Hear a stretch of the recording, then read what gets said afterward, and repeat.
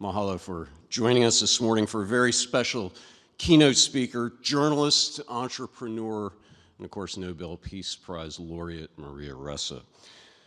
Of all the roles that Maria plays, one that has been constant for years has been that of a problem solver. She is experienced in finding a way forward under challenging circumstances, an incredibly useful skill set in a number of situations. And I gotta say, she's done this for me.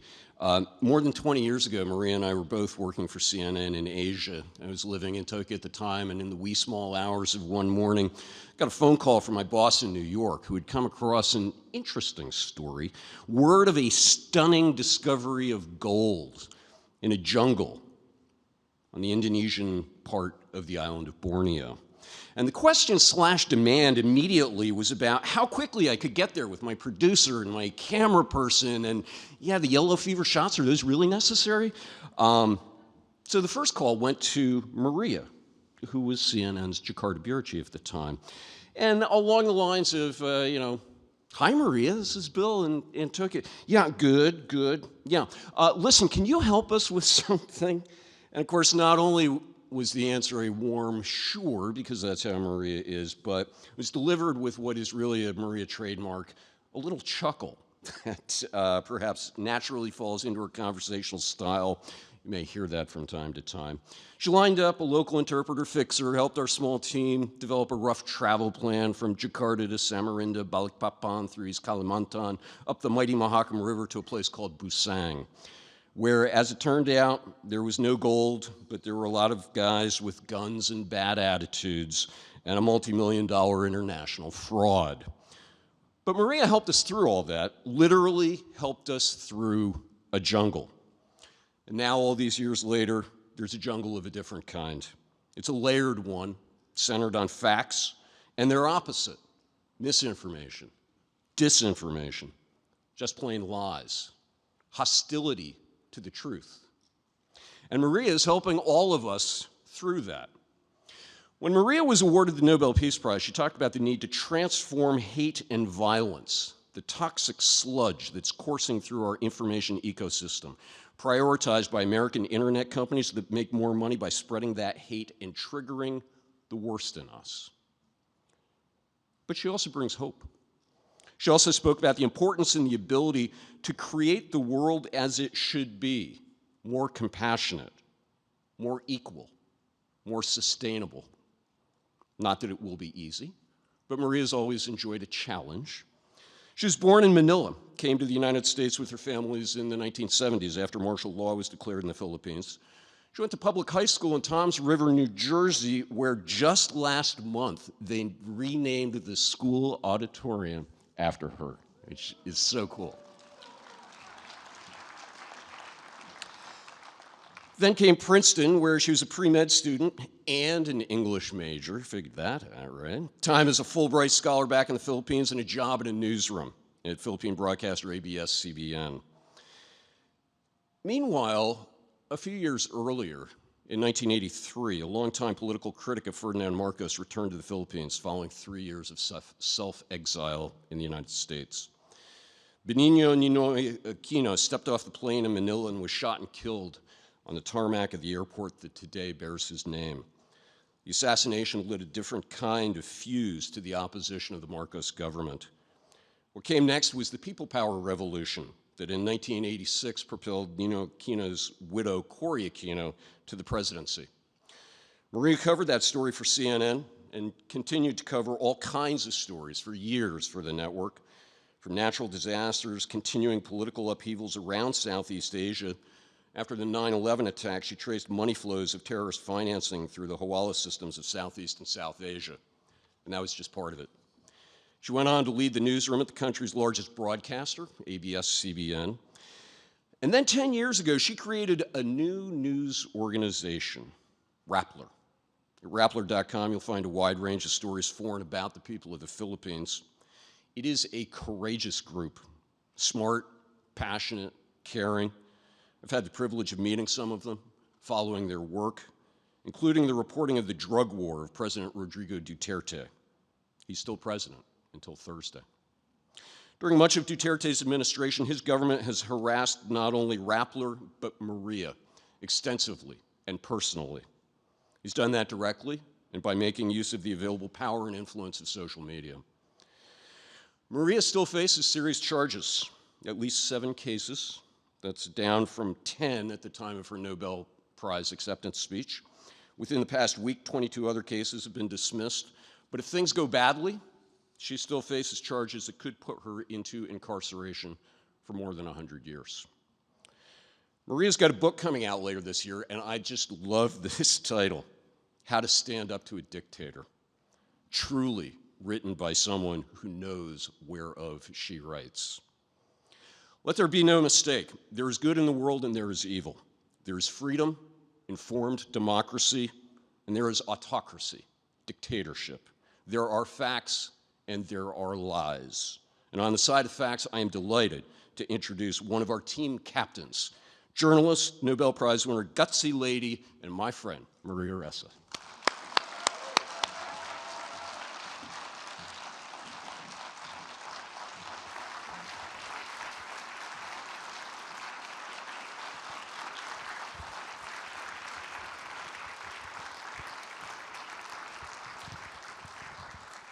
How wonderful. Thank you, thank you. Let me ask you a question, and I want someone from India to answer this one. What would you do if your government gives you a shutdown order? Who wants a mic? Come here. Yes, we saw each other yesterday. Come. Thank you for giving me this opportunity. You know, you really made me think, because that's now a real possibility.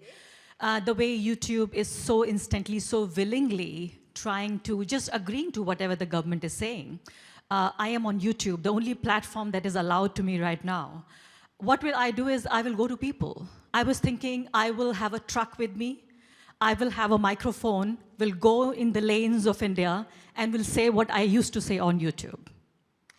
Okay, excellent. Perfect. You know, I got to pick up my cell phone because you guys, it's a great photo up there. It's a different view. All right, well, the reason why I'm asking you this is I got very little sleep last night. You know, Bill mentioned I have 7 criminal charges against me. Rappler has a little more.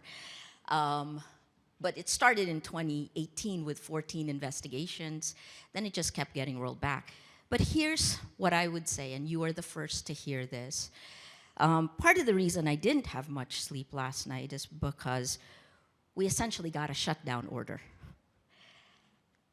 And we're kind of in between, right? We're a large news group, or medium, I would say.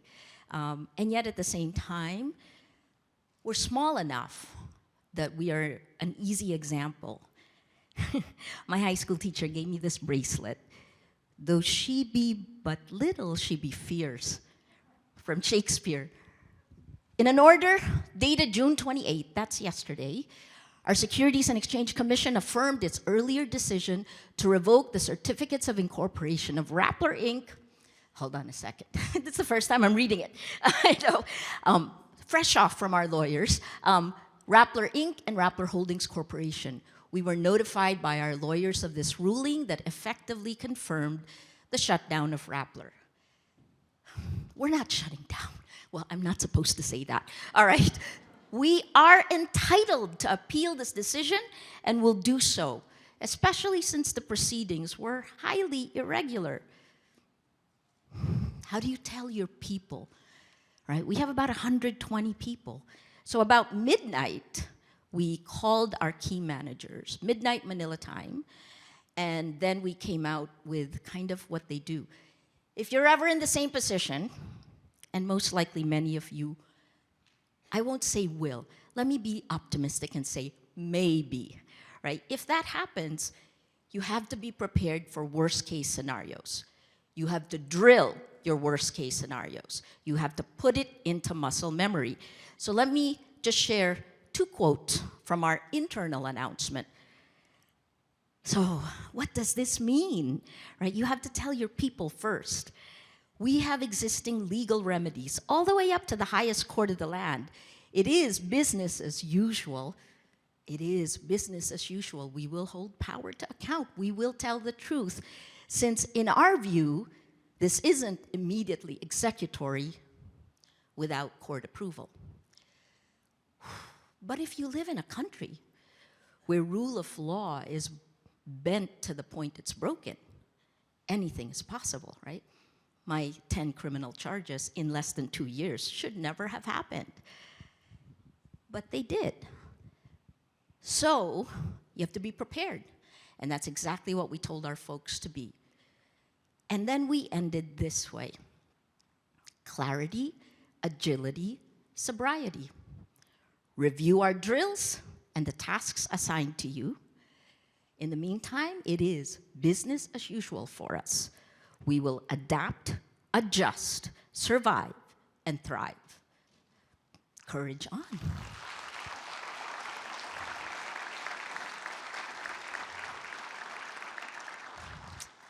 This is what this room full of journalists, of human rights activists, of civil society, this is what we must do, right? You've heard me talk about this particular period of time. Let me go through. So this happened. I'm trying to figure out how we're still, it's so interesting, and we can answer questions. Let me move forward, because my dear friend Nathaniel Gleicher is here from Facebook. I can't give him a free pass, right? So let's go first. In 2016, I said we should ask for an end to impunity of Rodrigo Duterte's drug war and Mark Zuckerberg's Facebook. And this is where we go. How did we get to a point where a news organization can get shut down based on technicalities that were essentially made up, right? Did I mention that I was convicted of cyber libel for a story that was done 8 years earlier? I didn't write, edit, or supervise, and that was published at a time when the law we supposedly violated didn't exist. You get this? It is the way it is. So, in the Nobel lecture, I said we have to have a person-to-person defense of democracy. Every single person in this room should make sure the area around them, when we are living in a world of atomized meaning, atomized into meaninglessness, we must make sure our area of influence has meaning. So that's what each of us does. And then hopefully our organization gives us more power. But here's the other part. We must connect. And I'll show you what we did in the end. So the first is, I'll show you what happened. What did happen? How did it change us as people? Because we have been changed. In the Nobel lecture, I talked about how it's the worst of humanity that is given incentive because the pipeline of news, Facebook, the world's largest distribution platform for news, actually prioritizes the toxic sludge, which I've shorthanded to anger, hate, conspiracy theories, right? How did it change us as people? And then we can't stop there. I mean, you heard from the panel earlier exactly what had happened. So what can we do? Because there are things we can do. And just here, this group of people has tremendous power. And I think the last part is that we all know this now as journalists. It's been like a decade of sacrifice, hasn't it? And we must continue sacrificing. So the biggest question really is trust, which is what our question is through the entire conference. It is how you rebuild trust. Because social media, for example, and this is a study as early as 2018, it actually shows that lies laced with anger and hate spreads faster and further than facts.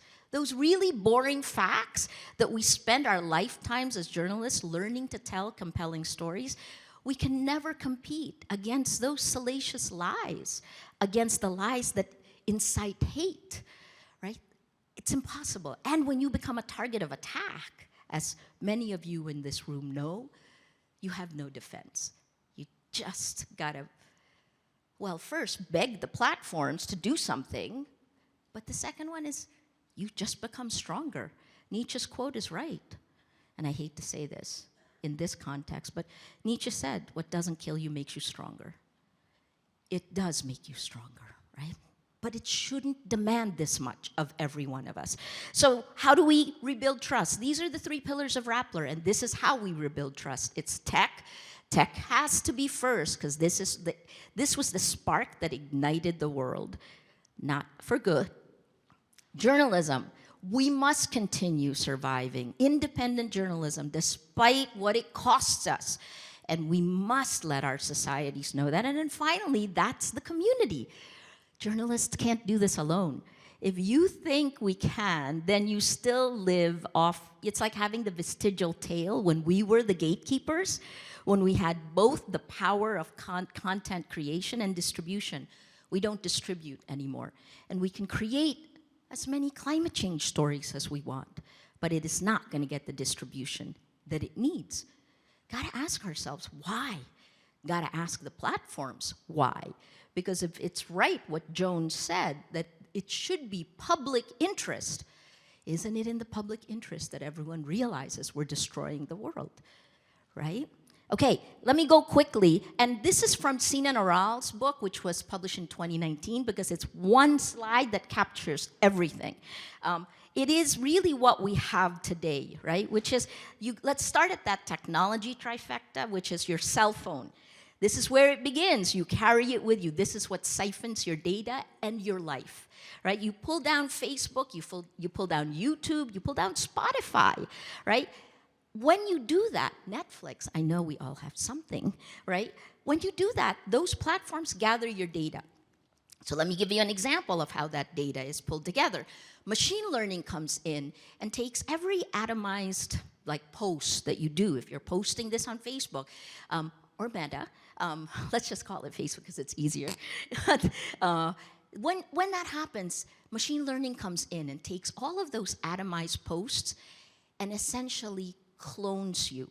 I'll use that word clone, right? Because it builds a model of you that knows you better than you know yourself, right? And uses predictive analytics to be able to actually predict our actions. That model, the platforms say they own it, right? So that goes directly into the surveillance capitalism model. That's Shoshana Zuboff's word. So now there's this clone of you. India did well in saying, in fighting for net neutrality. Didn't do well in other things, as we all know. But so who owns that data? So let's talk about that information ecosystem, the world we live in today. We're used to content because that's what we did, and we took it for granted that it would get distributed. That's no longer the case. But the very incentives to distribute the news we create actually degrades the news we create, right? Think about that. These platforms are determining the future of news, and yet their driver is profit, right? The platforms profit, not the public, not the journalism. So that's the technology trifecta. AI pulls it up, surveillance capitalism model, these algorithms of distribution. Definition for algorithm, opinion in code, right? That's all it is. Some guys, most likely guy, but some guys from Silicon Valley, their opinion in code, right? They're the product team. And yet, what they do harms us. So, the trends on the right, on my right, your right, personalized mass persuasion. Everyone in this room will have a different feed. We used to call it news feed, right? And the thing is, you won't know what everyone else around you is seeing. What a boon. We can feed you, like I'm holding an apple, or an orange, or a banana, or a cell phone. Who's right? If I say 1,000,000 times it's an apple, many more people will believe it's an apple. When you say a lie 1,000,000 times, it becomes a fact. That's another fact, that information operations or information warfare, and we know because we've been the ones under attack, that succeeded. Russia knows. Russian journalists know. Ukrainian journalists know, right? China learned really quickly. Anyway, so hypersocialization, we're never alone. And when do you make the best decisions? It's actually when you stop and think. But we live in a world, thinking fast, thinking slow, Daniel Kahneman's book. We live in a thinking fast world where the processes to really connect, to have meaning in our lives, is a thinking slow process, to have good governance, to hold power to account, to have democracy. That is a thinking slow process, right? So we've created this tyranny of trends, and what we have seen globally is, and this is as early as 2020, I believe, at least 80 countries around the world where cheap armies on social media are rolling back democracy. News organizations know it. We are the first attacked. Why? Like Russian information warfare, the goal is not to make our people believe one thing, it is to make them distrust everything, right? So that's, by design, the platforms pull us apart and radicalize. And I'll show you some of that. Anyway, let me move to the levers to the right, to the left side, to your left. These are the solutions: money, code, norms, and laws. Sina Naral, right, had come up with this. Money, the business model. Change the business model, right? When does enlightened self-interest come in? And you realize that you making tremendous amounts of money is killing the very system, is literally killing people. When does that kind of immoral business philosophy become evil? Code. Building codes. If you build a building without the right codes, the building codes, you can get sued. What about the code that literally determines what goes in our brains, how our emotions are affected, how we change our worldview and move in the world, how we change the way we act? Norms, increased violence. Online violence is real-world violence, right? They're not separate. Online impunity is real-world impunity. There is only one world that we live in. And for the platforms and legislators to think that these are two systems what has weakened the rule of law in the real world. If you get away with killing people online, and killing people is in many different ways, right? Then you get away with it in the real world. So we've just given autocrats an atom bomb, right? Finally, laws. And Cherry and George mentioned the EU is ahead of the pack. They've approved the Digital Services Act, the Digital Markets Act, but that doesn't kick in until spring next year. For those with elections this year, that's the Philippines. We just finished May 9th.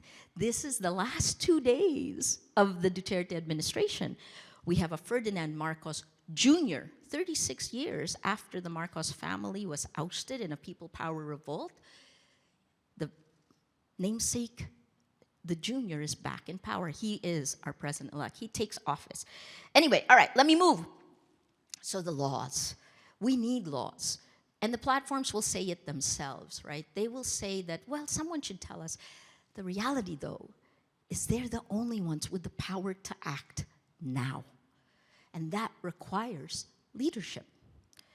All right, so what do? Well, it began, all of the problems began with the new gatekeepers, upside-down rules.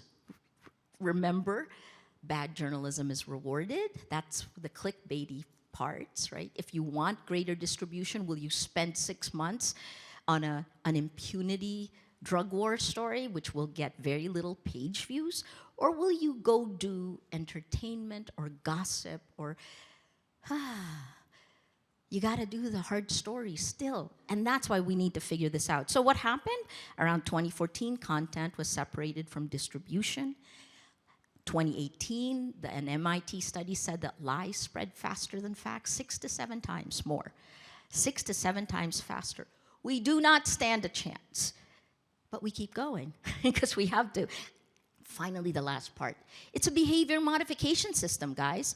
I don't know why we don't do enough stories about this. It changes the way people behave. It's like that devil and the angel. You know, if you're my age, and I know a few of you are, there's this cartoon where, you know, if the person needs to make a tough decision, there's an angel whispering in your ear to do the right thing, because often doing the right thing doesn't give you instant gratification. Right? We need help to be good people sometimes. And then there's the devil whispering in your ear, you'll get more money. You'll be able to do this, you'll be able to do this. And you know what social media did? It kicked off the angel, flicked it off your shoulder, gave the devil a megaphone. And this is why we are seeing the worst of human nature now. When I say behavior modification system, we are Pavlov's dogs, and these experiments are happening on us in real time. How is that possible, right? So let me just quickly show you through, I'm looking at the time, I will stop in 10 minutes. 2016, this is the weaponization of the internet series that we did. I wrote 2 of the 3 parts. It was when I began to realize how alarming it is. Part of it is coming from counterterrorism research. My second book is, the title is called From Bin Laden to Facebook, right? And then that third story is written by my co-founder, Chai Hofilenya. This is the time when we manually counted, because I distrust technology until we can prove it, right? We took a sock puppet network, meaning 26 fake accounts. We proved everything that these accounts did was fake. They lied about everything. And then we tried to figure out, over 3 months, it took us 3 months, how many other accounts could they influence? More than 3 million other accounts. 26 fake accounts, more than 3 million. Not bad, right? That's the fire. And we're on fire. So, all right, this is the first network. This is wave 1. We're probably on wave 10 or 11 now, but this was the first network, so systematic that it was broken down by demographics. We mapped it. I won't spend that much time because every country has it. Be interesting to do this. Sorry, India, I'm picking on you, but you know, you're the largest democracy in the world. Here's some of the things. After we came out with that propaganda war series, I got clobbered. At least 90 hate messages per hour. And I have said this for 6 years now, guys. You know, so here's some of them. I want to share some of it with you. This one is still circulating, and I get it every now and then. But I wake up to this, I can go to sleep to it, right? Okay, so my sex, my gender, my skin color, but they go further. I have Bill and our other CNNers who are here, so nice to see you guys. I have eczema, very dry skin. So when I'm in a conflict area, oftentimes you'll see, like, if I don't get sleep, like now, but my skin still looks good, see? You know? So what they did is, they take what they think is your weakest point, and they pound it. And what they did here is, they just made my skin look worse, and then they came up with, don't eat, don't drink. They called me scrotum face. It's dehumanizing, and it makes you a target for violence, right? And I'm sure every woman who is targeted gets this. It's gendered disinformation that's sexualized. It's dehumanizing. And then it moves. This is a Facebook page, Vove PH, still there. And this film, again, look at my skin. Evidence number 1, it's not that bad. But then they also then add the scrotum face. I'm sure, again, every woman and man in this room will have something like that. Last year, UNESCO and the International Center for Journalists finally did a big data study. They analyzed nearly 500,000 social media posts, the attacks against me. And Carol Cadwallader, who broke the Cambridge Analytica story, she was kind of like the global north example. I was the global south. India is on another scale because it's just so much, right? Here's what they found in the study. Well, 73% of women journalists surveyed by ICFJ for UNESCO experienced online abuse. 73%. 25% received threats of physical violence, death threats. 20% had been attacked or abused in the real world. Online violence is real-world violence. In 2016, by October 2016, I had to actually increase security. We've now increased security more than 8 times, right? And we've just did it again recently, and I'll show you why. Here's what happened to me. This is what they found after their big data case study. Not surprisingly, 60% of the attacks are meant to tear down your credibility. They're meant to tear down your credibility. If people don't know whom to believe, they are more prone to listen to the voice with the loudest megaphone, right? So that's the goal. Why is media distrusted? It's not necessarily because of what we do. It is because we are targeted, because we need to get pushed out so an authoritarian can come in. The other 40% are meant to kill my spirit. It didn't work.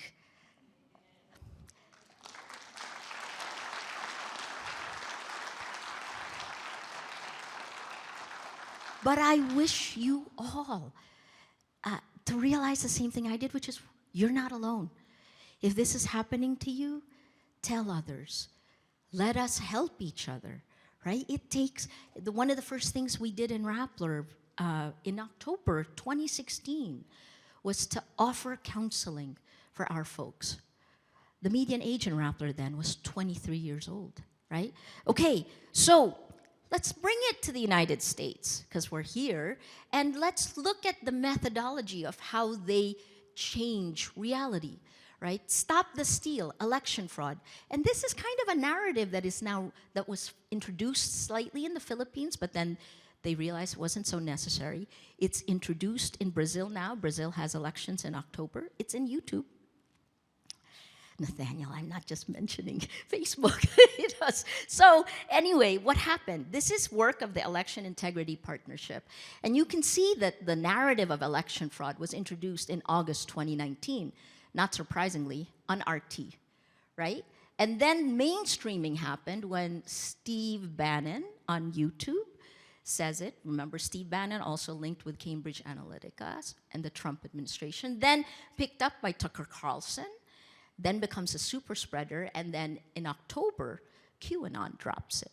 And then in November, President Trump comes top down. Same thing in all of our countries, bottom up exponential attacks, then top down. Same thing happened to us in the Philippines. I want to show you an easy way to find when you become targeted. After the Nobel lecture in December, I come home, and these are, this is Twitter, and you can see, these are attacks. I look, I check. And so I just checked here right after I came home on December 29th. What a spike. That means they're testing something. That means something is shifting. So then I said, well, let's take a look at this, right? When were these accounts created? Not surprisingly, when they attacked. They'll get more sophisticated because I'm showing you this. But then we began to compare pro-Marcos and anti-Marcos. The gray is anti-Marcos. Those are the creation dates of the anti-Marcos accounts, and the pro-Marcos accounts were created roughly around the day that they attacked me. They won't do that anymore. So what we did is, what we can still do as journalists is tell the story. And we published this in January. And then within a few days, I was surprised, pleasantly surprised, because Twitter acted quickly, right? So it's not as bad on Twitter, but we'll see. Again, I know Facebook will tell you it has done a lot, and they have from where they came. But if you came from the bottom of hell and you're still in hell, it doesn't matter, right? Okay. Now, let me first say I still sit on the board of RISJ. So but I want to show you what happens when academics are careless, when the word trust is misused, and when the methodology isn't as clear. This was a trust report that was released mid-June, and this is what happened, right? There's a graphic, again, I'll call India. India, the Wire, for example, you know, the courageous little journalists, the little groups, the littler groups, or the groups fighting authoritarian rule have low trust ratings, and it is the same in Hungary, in Brazil. In Brazil, what you get are, I can't say it because they might get upset, but let's just say the courageous journalists like Fola, these are all down here, Globo, the ones that are using fact-based, evidence-based journalism, right? So this is what happened. Lorraine Bedoy is a government official. It was like giving a loaded gun to illiberal forces in all of our countries. This is a PR, right? They pull it up. This is something that we've seen. And then they make fun of you, memify you. Yeah, I am always smiling. And then they go further, scrotum face and everything else, right? That's online. What happens in the harms in the real world? Where here's the first generation. We get doxxed. So that's a security threat. So we have to increase security again, right? Because the distribution of this is quite high. And it's used by the government to put pressure on other news organizations. In this one, Solita Monsod is a former cabinet secretary who joined our board 4 years ago. And yet, she was just kicked off as a columnist 2 weeks ago because she was a member of the board of Rappler. We are living in illiberal times. It takes courage to stand up, and we must, regardless. So let me end with this because we have 25 minutes left. I'll quickly do the solutions, right? So technology, appeal to enlightened self-interest. I keep doing that because we can't stop doing that. I debate this with friends like Joe, you know, it's like, we must, because they got the power to change it right now, right here. We don't have to wait for laws, right? We're also building our own tech platform. Guys, it's time for journalists to understand tech well enough that we can actually create a public sphere we can live in, that democracy can live in, that isn't motivated by profit, right? And finally, the second part, journalism, how do we survive? Before the Nobel Prize, I agreed to co-chair the International Fund for Public Interest Media. My co-chair is Mark Thompson. He is the former CEO, president of the New York Times. He was the director general of the BBC, so it's big media and me, little media. No, here's the part. It'll help the global south, right? Those are our first things, because the United States has philanthropists that can help news groups survive. But what about us in the weakest, in the countries with the weakest institutions, bearing the brunt of the decisions, the worst impact on us, right? And then finally, community, right? We need to pull our community together, and I'm going to show you exactly what we tried to do in the Philippines. We must do this, because in the end, you're not alone. But a lot of people are scared, or the world is too complex and they just want to bury their heads in the sand. But Martin Niemöller's quote, remember this quote? In the Philippines, we switched it slightly. First, they came for the journalists. No one knows what happened next, right? That's the one on the Nazism quote. All right, because I'm running out of time. This is the last one. We have 20 minutes left. So this is what we did for our elections. It was not, India, you should start now, because you have a year before your elections. Think about it like this. I said this in the Nobel lecture. If you don't have integrity of facts, how can you have integrity of elections? You can't. That's the problem. And so what we're seeing globally, this year there are more than 30 elections around the world. Kenya will have elections in August. That's interesting, because there will be a knock-on effect of Roe v. Wade, right? And then Brazil, October. US, midterms, November. There's more. You have Indonesia next year. Uni Lubis, you know, is it next year, right? And then you have India, when India goes. So here's the part. When real people who are insidiously manipulated online democratically elect an illiberal leader, and the balance of power of the world shifts, how much more time do we have before we move into a fascist world? Okay, so just last part, because I'd love to get your questions. We did a 4-layer pyramid because it is a whole of society approach. And this is assuming, right, the long term, of course the long term, I've heard you talk about media literacy. It's not media literacy anymore, it's really education. Because in our illiberal democracies, they're changing the history books, right? So there's education. The second step are laws, that's in the medium term. The short term is us. And this is something I heard from the Ukrainian journalists, right? We have us. That's what we have right now. And we have to look at the world with fresh eyes and organize. What does civic engagement look like in the real world today, in the age of social media, in the age of exponential lies? So for the first time, 16 news groups in the Philippines got together. We did fact-checking. Fact-checking doesn't spread online. So what we did is we took the signals of that we each had, because we're each kind of tentpoles. We shared each other. We made it content agnostic. You can share, translate. You can do anything you want with a fact check, because in the end, we're not competing against each other. We're competing against illiberal forces, the lies. And then we share each other on social. The second layer is important. We call it the mesh.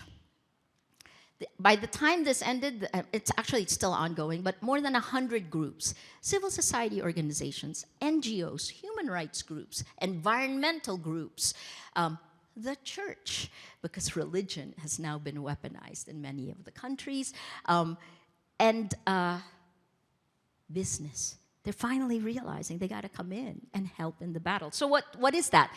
These groups have to actually take those boring fact checks and share them with emotion, because emotion spreads, right? And it doesn't have to only be negative emotion. Inspiration spreads, right? The third, layer 3, research. 7 research groups coming together, looking at the data. Like the most interesting one for me is this one, the Far Eastern University was already doing research on history books and how history was being changed in our history books. Well, when you combine it with the historical revision online or denialism online, we watched history change, turning Marcos from a pariah to a hero very quickly, in real time. Remember Milan Kundera's quote? The struggle of man against power, or woman, the struggle of man against power is the struggle of memory against forgetting. Exponential lies. And then finally, the last one are the people who have stayed out of the fray too long. Lawyers, where are they? Now I gotta tell you, they're the most energized, because they see it happening. So how do you bring back rule of law? This layer was incredible. They did tactical and strategic litigation. I will leave it there, because now we have, this is the book. It's done, depending on what happens with the world.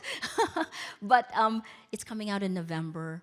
I'm worried, extremely worried. We really must work together. And a global coalition is the best way to do this.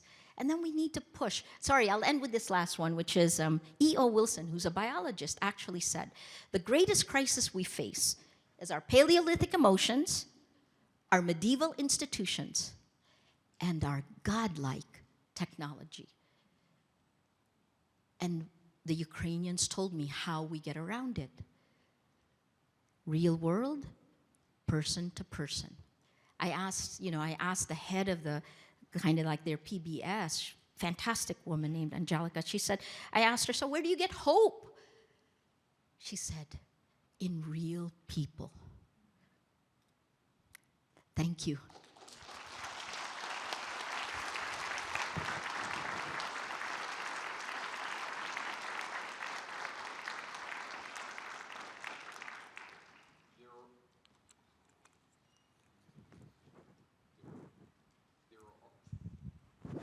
Yes.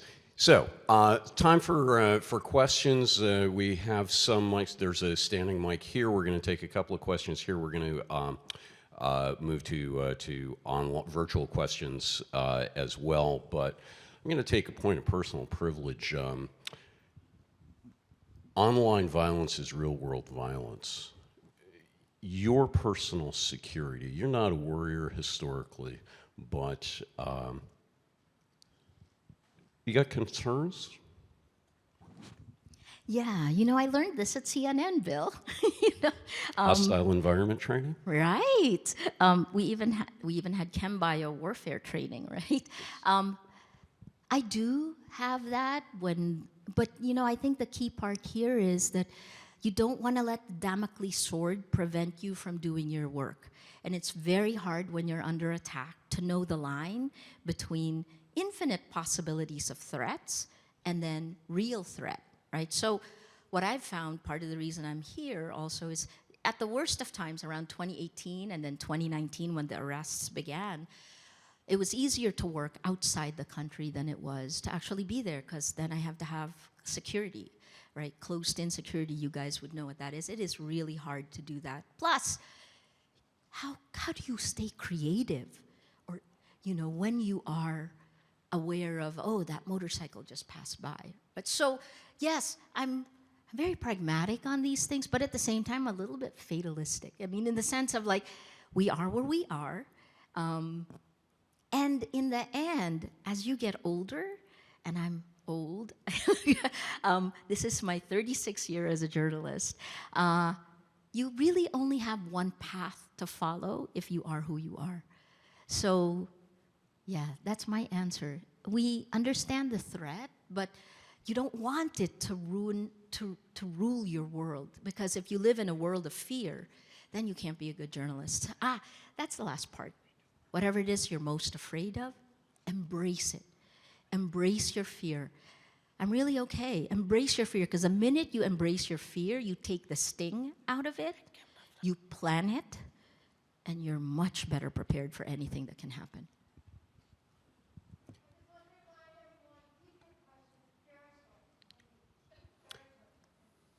And let's get started. Thanks, Please. Susan. Even who belongs to Pakistan keeps small question. So we are right to do. Thank you, Maria. I just tweeted about you that when she sparks when speaks. So very impressive speech you did. I am, as a journalist, namely Mushtaq Sarki from Pakistan, Karachi, also social activist. As you observing the world, many countries here, people from different countries especially belong to journalism, up to 300 people from 30 countries sitting here. I just want to share my bit experience. When I landed at Honolulu airport, I took the taxi driver asked me, where are you from? I told him that I am from Pakistan. So he was shocked to know that is still Pakistan under influence of Taliban? So I am, as an aggrieved person here in the conference, want to ask the question from mainstream media of the world. People sitting here, they belong to international media. Why they did not pay fully attention towards my country? As Mr. Stilwell sitting here, Brigadier General, he might agree or disagree with my opinion. Pakistan forces did best to eliminate terrorism from the world. So why international media ignore Pakistan's sacrifices? Still, as taxi driver, I saw him scary about the Pakistan's law and order situation. But God knows better, and you will witness, Pakistan is totally peaceful now. So international media should explore our beautiful sites for tourism, and we are seeking your moral support for Pakistan's law and order peaceful situation as world attract and come there, witness themselves in person to visit Pakistan. Thank you. No, thank you. Thank you. A quick thing, right? I understand the way you feel, and certainly, like Bill and I and a few other former colleagues from CNN are here, Mei Lee, who was our Asian anchor, and Glenn Van Zutphen, who also you will see tonight, right? We know when an international organization has finite resources and infinite countries around the world, given what's happened as technology has taken the lion's share of the revenues, and essentially, guys, we all know advertising is dead, right? So part of the reason you may not be getting that is because, let's say, American news organizations, they themselves are stretched to cover their own country, which is also being torn apart. I just came from Bonn. I was there with some of the guys from Bonn, and it was Afghanistan who was saying, how can you forget us, right? Here's the advice I would give.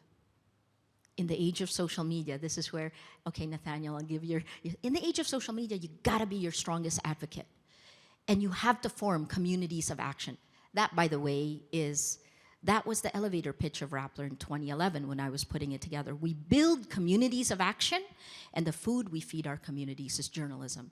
You don't have to rely on others. Now, how are you going to make sure that gets the distribution? And why would international media come? Because that then rises, I think.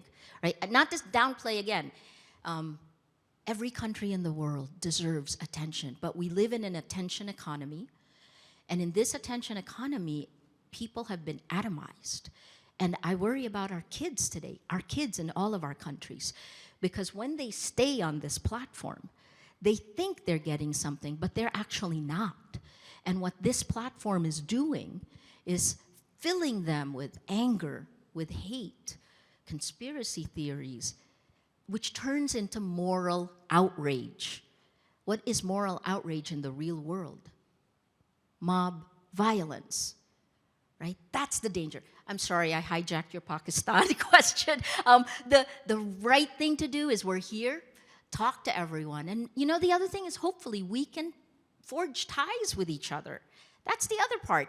When we were at CNN, it was a top-down organization. The bureaus were set up, and we were given top-down stories. Like, we pitched it, right? But maybe the other way is maybe we can build a global network from each of us. Why are we not working closer together? Next, go ahead. Hello, this is Fauzia Nasri from Afghanistan, and currently studying at Technical University of Berlin. My question is that, as you know, Facebook is not built with machine learning algorithm yet, and many content moderators are working in different countries. In Berlin, there are 36 languages that content moderator used to work and delete violent content in the Facebook. And as you know, the last month there was a news in BBC and Deutsche Welle that many content moderators do what they want, that it was a fake news, that most of the content moderators got sad and furious and complained also, and they wrote a letter to the Facebook and to the Facebook and BBC that why these things are happening. My question is that many of my friends, they are students and they are working in Tesla and other companies that I don't like to say it, as a content moderator.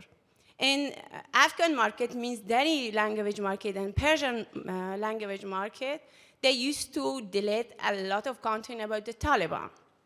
They, according to the policy of the Facebook, they have to delete it because they see it's violent against people and they want to save the platform.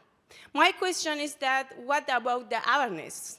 Like, as an Afghan, and most of Afghan people believe that we have no resource, we are not access to the journalists and to other the world. This is our access that we have to post some videos, photos that what Taliban are doing with people, torturing humans. But Facebook used to delete all these things because they are all against the policy of the Facebook.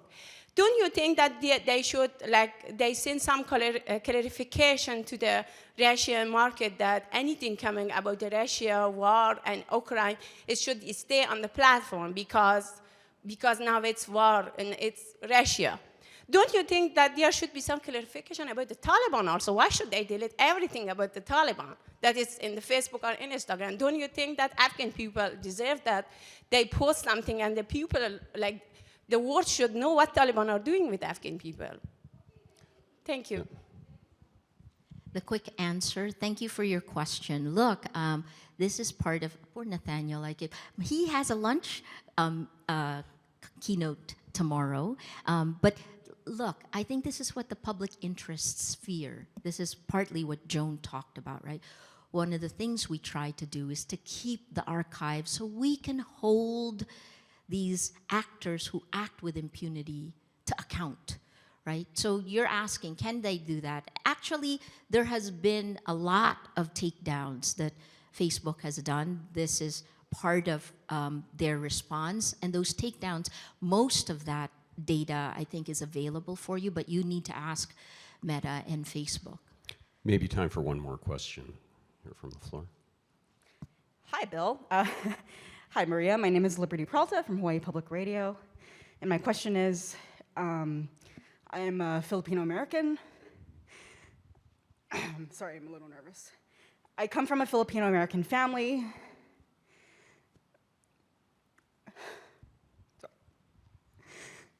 My dad is a Duterte supporter.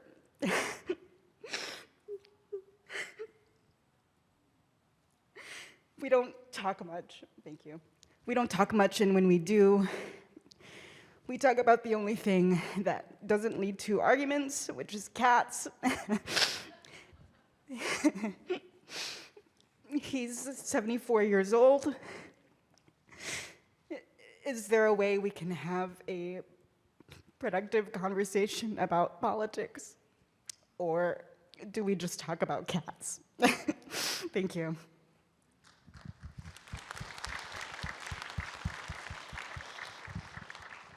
It is emotional, and it is happening in every country where these information operations are working and shifting people's minds. Let me add one last thing. Part of it is a perfect storm of the fact that liberal democracy hasn't given the trickle-down effect.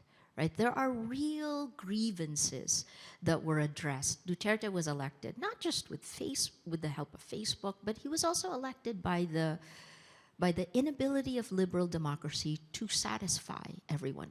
And what you talked about in the Philippines, every Filipino family in some ways is torn, is the same in the United States. My family, we don't talk politics at the dinner table because it has become emotional. But you know what? In the United States, I used to be able to switch from Republican to Democrat. When did this chasm become unbridgeable? In the Philippines, that chasm never used to be there, right? And in fact, this is, so I'll do a quick thing to show you like how one algorithm that was meant to grow the platform and to grow your network, because when you grow your network on social media, then you grow the platform. Well, one algorithm led to this kind of polarization, right? Which is every social media platform uses friends of friends. Do you ever notice this is how you grow? They recommend friends of friends to you. Well, in the Philippines, can you hold this a second for me, sure. Bill?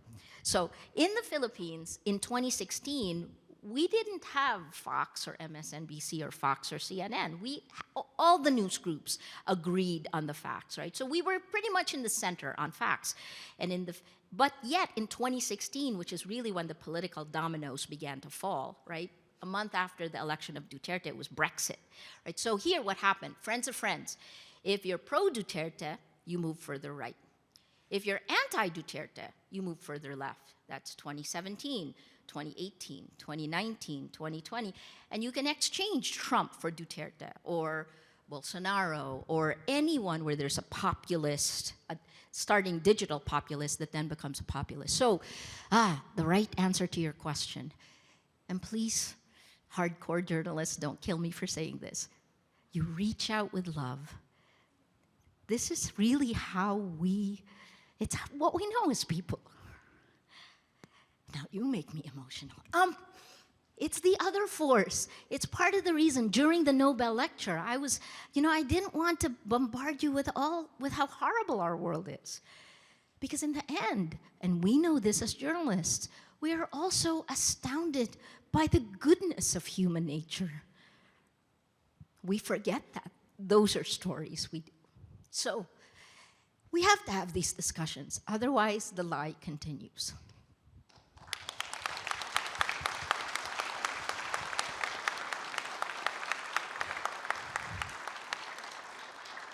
And I can't think of a better note to end on, which is truly a note of aloha, is what you're talking about.